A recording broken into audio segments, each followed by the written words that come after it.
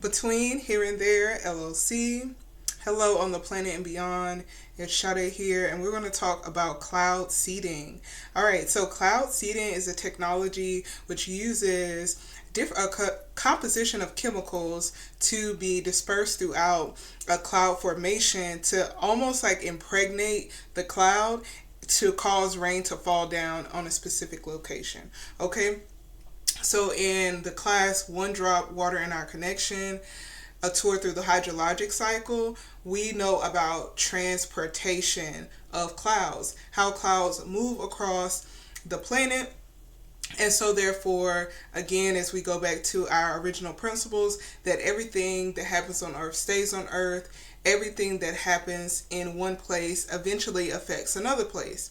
So, with the transportation of clouds and cloud seeding, we need to think about concentrations and what that would look like over a period of time. Okay, so basically, once a cloud is starting to form, these basically, I would give them rockets. I would give them the name of a rocket. It's more complex than a rocket. However, just think about a rocket with a canister on it. Once those clouds are viewed in the sky, an aircraft is sent up to where these rockets can be sent off, to where that canister can be exploded.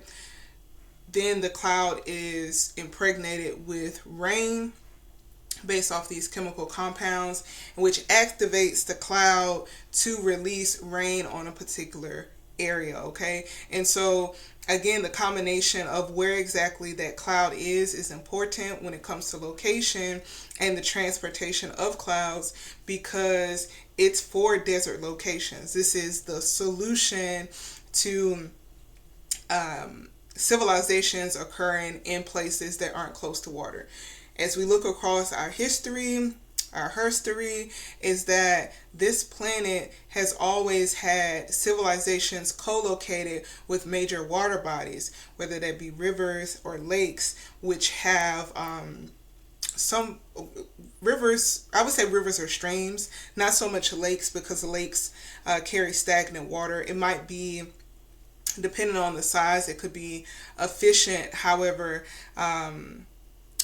when we're thinking about movement of people, a lot of the times it's closer to more running water, unless it's a very large lake. Okay, because lakes range in size. Yeah, I don't want to get into the details of that. However, that is part of the process of establishing communities. Where is the water source? Okay, so cloud seeding has these chemicals, and I'm going to list these here, and we're eventually going to go back into it, because I do want to get us into the topics when it comes to chemistry, when it comes to physics, when it comes to biology, ethics, logic, a lot of other topics that coincide with how we handle the planet. Okay, it's not enough that we clean the planet and we implement some form of sustainable cleaning services. It's also important to know why we shouldn't do this again, so it doesn't occur in the future. And so education is a big part of that. Okay, so we need to understand what we're doing to the environment, so therefore we can nip things early and progress into the future with a more cleaner outline, a cleaner blueprint for that civilization. So there's silver iodide, potassium iodide, dry ice, which I'll get the chemical composition. I might just link that at the bottom. I'm going to see what application I need to run to put in subscripts for chemical compounds. So we'll see. Liquid propane, calcium chloride, and sometimes other chemicals such as calcium carbide, ammonium nitrate, sodium chloride, and urea compounds. Okay, and urea compounds, I'm thinking about the concentration of that, and that falling into water bodies, which fish are exposed to those concentrated amounts. It eventually affects their neurological process. And so we need to pay attention to what we're doing to make something happen. Okay, as we see throughout nature, they have a divine order. And so that divine order, once we start to finagle with it and adjust it in a way that is outside of that original plan, we run into issues. We think we're solving them by our man-made ideas, which is always good for us to think of solutions. However, we need to think of solutions which are closest to nature as possible. Okay, so cloud seeding, again, it's happening in desert locations, areas which do not have a proper storage system of water. A lot of deserts receive water, sometimes also, again, not enough water, because a lot of deserts occur over leeward mountains. Now, there are different types of deserts, and so maybe that'll be the second portion. I'll talk about the different types of deserts. So one of the deserts that occurs over a mountain range, and so therefore there's the windward side, which clouds are carried to the mountain range. And so as it's being carried to the mountain range, water is falling down, precipitation, other forms of precipitation fall down on the surface of the planet. Once it reaches that mountain range, and the topography of the mountain range causes that cloud to slow down, therefore drop more rain in a certain location, and therefore it loses its size. The size decreases, so by the time the cloud goes over the mountain range, it's smaller, so less water. And so by the time it reaches the desert locations, it's already hot, there's less water, and so therefore it's less to, be used in the desert.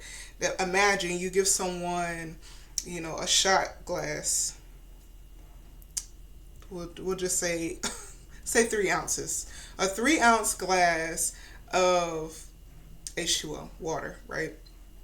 Which I suggest to have it with some citrus fruit or some other type of salt, balance. That way you can actually absorb the oxygen compounds, the hydrogen compounds to use in the body properly. Okay, so you're parched, you're thirsty, you really need your thirst quenched, and you get a 3-ounce glass to drink water. It's not really going to quench that thirst. But if you were to receive, a 12 ounce, a 24 ounce of water in your citrus, it would have a different effect. You will be able to flourish. But if you're giving it the minimum, it's going to create an environment which is able to last on that little bit of rain. So you do see a bit of vegetation in desert locations. In those desert locations, you see, your cacti, your small bushels, the ones that have more woody shrubs that don't require as much. They're closer to the ground because they don't have to use energy and that transevaporation to release the water through their stems. You don't see a lot of stemming plants. Everything is kind of co-located in a small bushel. So the energy is compacted there, the water's compacted, the nutrients are compacted in that one location. And then also plants are going to be based off of the elevation of those different locations, because the ones that are closer to the ground are usually going to be cooler versus ones that are higher in those desert locations. Essentially closer to the sun, it's going to be drier. Okay, so yeah, with cloud seeding, we have to think about what's that going to look like, and we should be testing other ecology to see what's going on as far as concentration levels of these chemicals, because they're constantly falling down in these locations. They're concentrated on the surface of the soil, some further down into the soil, and eventually, this could cause issues, because there's the talk of cloud seeding, but how much is it regulated? What's the regulatory standard on these concentration levels? Because some of these chemicals are already in other products. And we already know how that goes with people exporting waste, dropping off waste, introducing waste into water systems, which water being a fluid, it can travel through anything. It's hard to be stopped. It's one of those elements that once it gets started, you really have to put in significant measures for it to hold itself. You don't really stop it. You just kind of hold it and contain it for that moment to make it emulate a solid. That's how water works, okay? So I think that's it for this video. I'm going to get into, let me write that down as far as like some chemistry lessons, probably like organic chemistry as well. Because I remember going into organic chemistry, how people were just like, oh, it's going to be so hard, this, that, and the other. And it really wasn't. I actually would have had a perfect score had I not missed an assignment, which, listen, life sometimes happens. That's why you always shoot high. Therefore, if you get into a situation where things mess up, you still are kind of, balanced. But if you don't shoot high, you just keep doing the minimum. I almost said minimum wage. But if you just do the minimum the whole time, if something is off a day or so, it's going to drop below. So you always aim the highest that you can to be the best you can.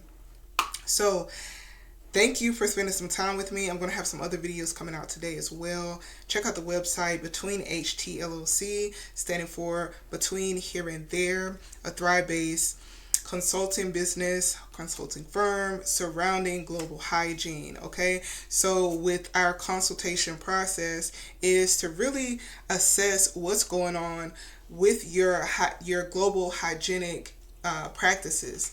What do they look like? What other things we can implement to get you on track to lower your carbon footprint, as well as, and again, your black carbon footprint, not your brown carbon, because we do need brown carbon to be in the carbon cycle because we are carbon-based life forms. However, the amount of black carbon that is released into the atmosphere, into the water, into the soil is at an alarming rate. That's really almost like reversing the carbon in our environment, okay?